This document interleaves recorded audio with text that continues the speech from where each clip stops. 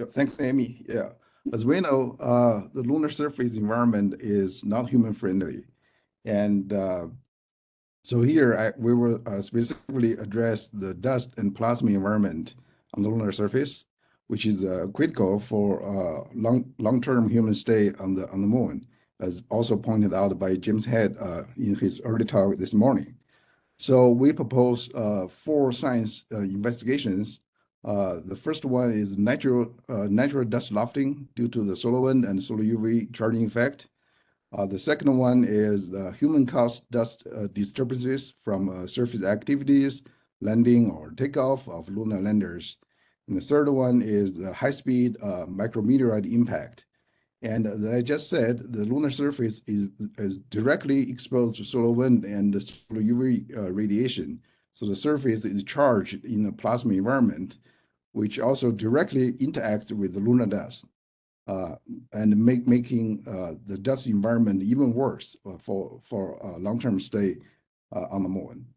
All those science investigations well aligned with NASA's Moon to Mars architecture goals, several goals, including lunar infrastructure goal number 9, applied science goal number 1, and heliophysics science goal number 3. Next slide, please.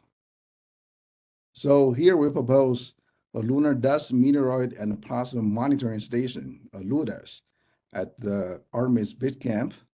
So LuDARS has a central station, as shown in the middle, and which carries a suite of dust and plasma instruments, relaxation sounder and differential voltage, resolve, which are those three antennas as shown attached to the central station, coupled with the magnetometer, will characterize plasma wave and the electromagnetic field. And also resolve can also be used as a dust impact detector. The electrostatic dust analyzer sitting on the ground, tethered to the central station, will measure the surface lofted dust. And the lunar meteoroid monitor, which is this opened fan-shaped film detectors, will detect micrometeoroid impacts. So astronauts will help on the deployment of the central station and the instruments and the occasional maintenance of the instruments for long-term running. So we expect LuDARS will provide us critical data to help make mitigation strategies and enable mitigation technologies for long-term stay on the moon in the South Polar region. Thank you.